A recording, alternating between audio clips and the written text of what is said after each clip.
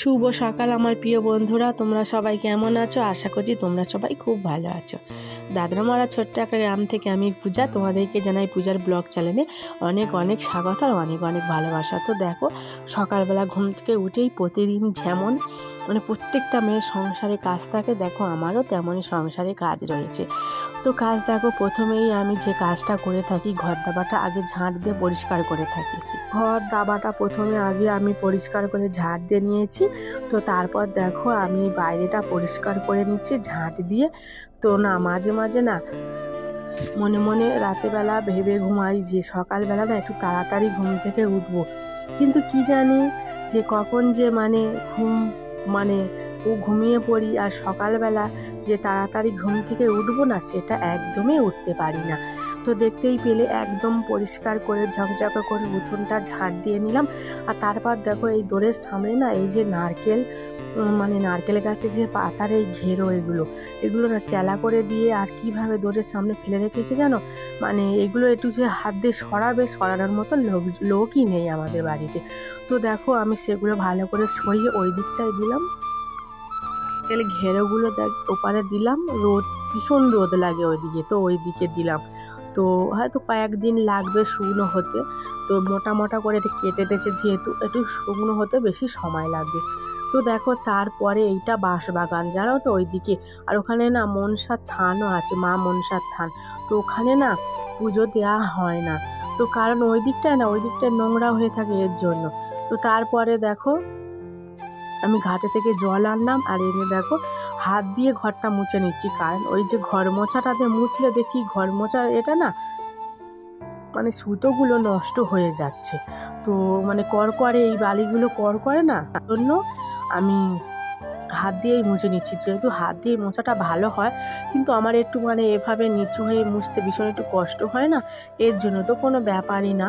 তো আমি দেখো পরিষ্কার করে ভালো করে দাবাটা মুছে নিচ্ছি। ঘরের ভেতরটা মুছবো না, দোরের সামনেটা মুছে নেবো, কারণ দাবাটার মধ্যে না ভীষণ নোংরা হয়। ঘরের ভেতরটা যেহেতু আমরা থাকি না আর অতটা নোংরা হয় না, তো একদিন ছাড়া দুদিন ছাড়া ঘরের ভেতরটা মুছলে কমপ্লিট হয়ে যায়। কিন্তু দাবাটা রোজ মুছলেই ভালো হয়, কিন্তু আমি একদিন ছাড়া মুছি, কারণ এত বড় দাবা ঘর আমার পক্ষে সম্ভব না প্রতিদিন 1 ঘন্টা হাতে সময় নিয়ে তো ঘরটা প্রতিদিন মোছা। এমনকি আছে রান্নাঘরটা প্রতিদিন নেতা দিতে হয়, এটা তো দিতেই হবে। তো এদিকের কাণ্ডটা দেখো, আমি যেহেতু ঘর মুছছিলাম, আর এই যে ব্ল্যাঙ্কেটটার মধ্যে দেখেছো কীভাবে বিড়ালকে শুয়ে রেখেছে, এটা আমার শ্বশুর মশাইয়ের কাজ জানো তো। উনি প্রত্যেকটা জিনিস না করতে পারবে না, কিন্তু প্রত্যেকটা জিনিস নষ্ট করতে পারবে। তো দেখতেই পেলে পরিষ্কার করে ঝাঁট দিলাম, কিন্তু দেখতে পেলে আবার গরুটা বার করে কীভাবে উঠোনটার মধ্যেখানে নোংরা করে রেখে দিল খড়। কিন্তু উনি না এগুলো করতে না ভীষণ মজা পায়। আমাকে আমার খাটতে হলে, ও চোখের সামনে আমার কষ্ট হলে ওনার ভীষণই কষ্ট হয়। কেন জানি না, আমার উপর হয়তো ওনার শত্রুতা রয়েছে জন্যে হয়তো। তো জানি না উনি পরে কে কষ্ট দেয় নিজে আনন্দ পাবে। একটা জিনিস আমি সকালবেলা কষ্ট করে করব, কিন্তু সেই জিনিসটা আবারও উনি নষ্ট করে দিতে পারবে জানো তো। একটা হাতে কাজ করার মতন কেউ লোক নেই, কিন্তু সেই জিনিসটা বিগড়ানোর লোক রয়েছে আমাদের বাড়িতে অনেক। তো দেখো তারপরে আমি ওই যে এঁটো বাসনগুলো ছিল সেগুলো আমি মেজে নিচ্ছি, আর ফুচকার ড্যামও রয়েছে, ডেজকিও আছে, এগুলোও মেজে নেব। আর না পুকুরে না একদম পুকুরে নেমে বাসন একদম ধোয়া যাচ্ছিল না, তো যেহেতু ঘাটের জল অনেক নিচে নেমে গেছে এর জন্য। তো এর জন্য আমি বালতির মধ্যে করে জল তুলে নিয়ে এভাবে ধুচ্ছি, ভীষণ একটু ভালো লাগছে এভাবে বাসনটা ধুতে, কষ্টটা একটু কম হচ্ছে। তো দেখো তারপরে তোমাদের দাদাভাই এখন 7টা বাজে, প্রতিদিন 7টার সময় দোকানটা খোলা হয় আমাদের। তো দোকানটা খুলছে আজকে, তোমাদের সাথে ভাবলাম কিভাবে আমরা দোকানটা খুলি সেটাই শেয়ার করি। তো যাই হোক দেখো, কিন্তু আমি ওইদিকে বাসন ধুচ্ছিলাম, আর তোমাদের দাদাভাই এদিকে ভিডিওটা বানিয়েছিল তো তোমাদেরকে দেখানোর জন্য। তো দেখতেই পেলে আগে প্রথম দোকানের সামনে ঝাঁপ, এটা আমরা ঝাঁপ বলি, তো ঝাঁপটা তুলে দিলাম। তারপর দেখতে পেলে লাঠি দিয়ে ঠেকানি দিতে হয় দোকানটাকে জানো তো।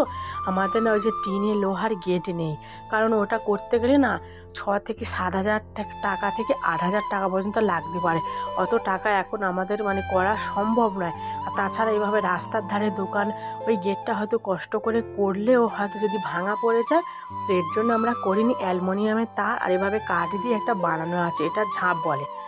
তো দেখতেই পেলে বয়ানের মানে ঢাকাগুলো মুছে দিতে হয় এভাবে গামছা দিয়ে। তো দোকানের একটা আলাদা গামছা করে রাখতে হয়, আর 3টে করে রুটি নেওয়া হয় দোকানে, জানো তো, যেহেতু মানে বেশি লোক রুটি নেয় না এর জন্য। আর এখানে দেখো কত পাখিরা এভাবে ঝুড়ি ভাজা খেতে চলে এসছে। তো তোমরা মানে দেখতেই পাচ্ছ, প্রতিদিনই আসে আর প্রতিদিন আমরা খেতে দিই। তো 100 গ্রাম করে ঝুড়ি ভাজা রোজ লাগে, রোজ। তো এখানে অনেক পাখি আসবে, 100-150 পাখি মানে আসবে। আর এখানে দেখতে পাচ্ছ আজকে বৃহস্পতিবার, তো ফুল নিয়ে গেল। তো আমরা আজকের ফুল নিলাম না, কারণ আমি পুজো দিতে পারবো না এর জন্য। আর আমার না ভয়েসটা দিতে ভীষণ কষ্ট হচ্ছে, কারণ আমার এতটা পরিমাণ সর্দি, আর তাছাড়া আমার কাশি হচ্ছে। মানে ভিডিওটা বন্ধ করে তোমাদেরকে ভয়েসটা দিচ্ছি, জানো তো। একটু যদি অসুবিধা হয় প্লিজ তোমরা একটু মানিয়ে নিও।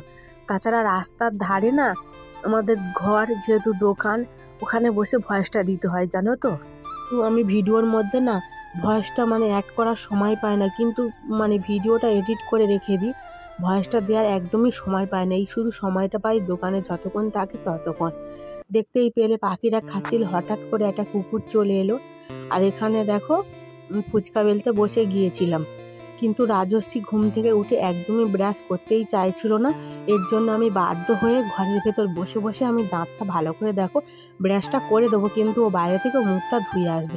ও একদমই মুখ ধুতে চায় না, জানো তো কেন জানি না। ওকে বারবার করে বোঝাই, মা তুমি মুখটা ধুয়ে নাও, নাহলে দাঁতে পোকা হবে, কিন্তু একদমই আমার কথা শুনতে চায় না। তো এভাবে একদিকে মশারির কোণটা না খুলে দিই, আর সকালবেলা এইভাবে ফুচকাটা বেলতে হয়। রাজস্বী ঘুম থেকে মানে এই মাত্র উঠেছে, আর দেখতে পেলে এখন না একটু ফুচকা কম কম ভাজা হচ্ছে, যেহেতু শীতকাল পড়ে গেছে, বিক্রিটা না কম হচ্ছে।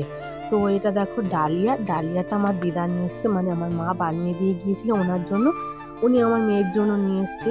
তো আমি একটু খেয়ে দেখলাম কেমন লাগছে। তো খেয়ে বলছিলাম দিদাকে, জানো তো দিদা, এতে ডাল দেয়নি, জানো তো, একটু মুসুরির ডাল দিলে ভালো খেতে লাগবে। তো যাই হোক, দেখো আলু আর নুন দিয়ে বানিয়েছিল। দেখো আমি এক এক করে ফুচকাগুলো বেলে নিচ্ছি। আর এই প্লাস্টিকগুলো, জানো তো, ওই যে ছাপা শাড়ির যে প্লাস্টিকগুলো হয়, ওই প্লাস্টিকগুলোর মধ্যে আমি বেলে বেলে রাখছি, জানো তো।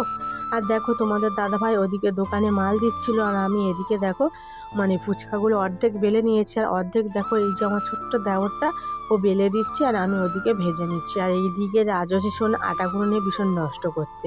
তো তোমরা দেখে নাও ঝলক এক মুহূর্ত আমি কিভাবে ফুচকাটা ভাজি।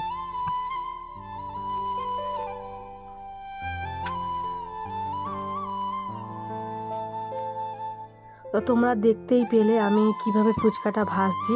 তোমরা অবশ্যই এভাবে ফুচকা ভাজা দেখো, আর এভাবে ট্রাই করো তোমরা যদি মানে করতে পারো। তো ফুচকাটা না বেলার কাছে আর মানে আটাটা মাখার কাছেই কায়দা। তোমার মাখা যদি উল্টোপাল্টা হয় ফুচকা একদম ফুলবে না, আর বেলা যদি পাতলা হয় আর বিশেষ যদি মোটা হয়ে যায় তো একদমই হবে না, মাঝারি। তো যাই হোক, দেখো তারপর আমি অনেক জামা কাপড় আজকের কাচাকুচি করেছি, মাথায় শ্যাম্পু করেছি। তো এর জন্য ভীষণ দেরি হয়ে গিয়েছে, এখন বাজে 12টা। তো 12টার সময় ভাতটা বসিয়েছিলাম, তো এটা রেশনের চাল বলে তাড়াতাড়ি ভাতটা হয়ে গিয়েছে, তো আধ ঘন্টার মধ্যে হয়ে গিয়েছে। আর এদিকে দেখো ডিম আর আলুটা সিদ্ধ বসিয়ে দিয়েছি। তো আজকে ডিমের তরকারি অনেক দিন পর ডিমের তরকারিটা মানে বানাচ্ছি। অনেক দিন প্রায় সব সময় মাছ খাওয়া হয়, তো আজকের 4 জন 8টা ডিম রান্না করছি দুবেলার জন্য। তো একটা ডিম না আমার ভাগে থেকে আমি আমার দিদাকে দেব, আর আমার মেয়েকে দেবো, আর মানে ওর বাপ খাবে। তো প্রতিদিন আমার চিন্তা করতে হয় যে আমার না হোক, তো মানে রাতের বেলা ওরা সবাই কি খাবে, আমার শ্বশুরমশাই, স্বামী, তো এইসব কথা আমি চিন্তা করি, কিন্তু নিজের কথা একবারও ভেবে দেখি না যে আমি রাতের বেলা কী দেখাবো।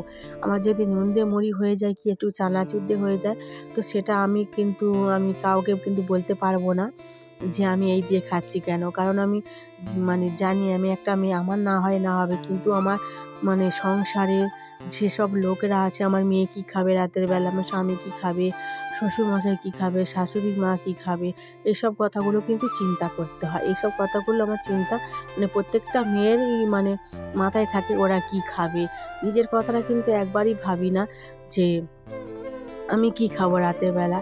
তো এভাবেই চিন্তা প্রতিদিন করতে হয়, আর সবার কথা চিন্তা করতে করতে হয়তো নিজের কথাই চিন্তা করতে একদমই ভুলে যাই, জানো তো। সংসারের কাজ, দোকান, ফুচকা, তো দোকানটাও মানে বিকেলবেলা করে যখন খুলি তখন এটা চিন্তা করি যে ও তো কখন আসবে, এলে ও কি খাবে সেসব কথাগুলো চিন্তা করি। আর এটা চিন্তা করি বেলা আমার শ্বশুরমশাই তরকারি আছে কি না, রাতেবেলা উনি কি খাবে। তো আমার না হবে দুপুরবেলা যদি কোনো দিন একটু তরকারি কম হয়ে যায় তো আমি হয়তো একটু অল্প আলু তুলে নিই, ঝোলটা নিই না, তো ওনার জন্যই রেখে দিই তুলে, জানো তো। এইসব কথাগুলো চিন্তা করতে হয়। তো দেখতেই পেলে আমি আজকে ডিমের তরকারিটা তোমাদের সাথে শেয়ার করব। তো কীভাবে আমি ডিমের তরকারিটা বানাচ্ছি, আর ডিমের তরকারিটা না খুব ভালো খেতে হয়েছিল। আর একটু মাখা মাখা করেছিলাম যেহেতু, তো একটু কম হয়ে গিয়েছিল, তো আমরা একটু অল্প অল্প করে খেয়েছিলাম, জানো তো। তো তেলের মধ্যে আমি এলাচ থেতো করে দিয়েছি, ডিমটা তো আগেই ভেজে তুলে নিলাম। আর তেলের মধ্যে দেখো এলাচ থেতো করে দেওয়ার পরে পেঁয়াজ, কাঁচা লঙ্কা, টমেটো দিয়েছি। আর আজকে না ডিমের তরকারিটার মধ্যে একটু ধনিয়া পাতা দেবো। তো তোমাদের দাদাভাই বলছিল ডিমের তরকারির মধ্যে একটু ধনিয়া পাতা দেওয়ার জন্য। অনেকটা তেল দিয়েছি যাতে মাংসের মতন খেতে লাগে। আর দেবো জিরে গুঁড়ো। তো হলুদ গুঁড়ো, লঙ্কা গুঁড়ো, জিরে গুঁড়ো, লবণ দিয়ে ভালো করে কষিয়ে নিয়েছি ততক্ষণ না পর্যন্ত মশলা থেকে তেল ছেড়ে যায়। কষানোর পর দেখতেই পেলে আমি আলুটা তুলে দিয়েছি। আর আলুটা একদম ডুমো ডুমো করে কেটেছিলাম, যেমন মাংসর আলু কাটা হয় তেমনই দেখো ভালো করে কষিয়ে নিচ্ছে। আর তেলটা ছাড়বে না, কেন জানো তো, এটা মানে সিদ্ধ আলুর মধ্যে সমস্ত তেল মশলা টেনে নিয়েছে। তারপর আমি জলটা দিয়ে দিচ্ছি, এটা পরিমাণ জল লাগবে ততটাই দিয়ে দিলাম। আর রাজস্বিন মানে ডিমটা না আমি ভাজাই রেখে দেবো, কারণ ও ঝোলে দিলে না খেতে পারবে না, ডিমটা ঝাল হয়ে যাবে। আর দেখো তরকারিটা একদম রেডি হয়ে গেছে। তো ভিডিওটা তোমাদের কেমন লাগলো বন্ধুরা? ভিডিওটা যদি ভালো লাগে অবশ্যই লাইক, কমেন্ট, শেয়ার করে পাশে থেকো। টাটা, বাই বাই, সবাই ভালো থেকো, গুড নাইট।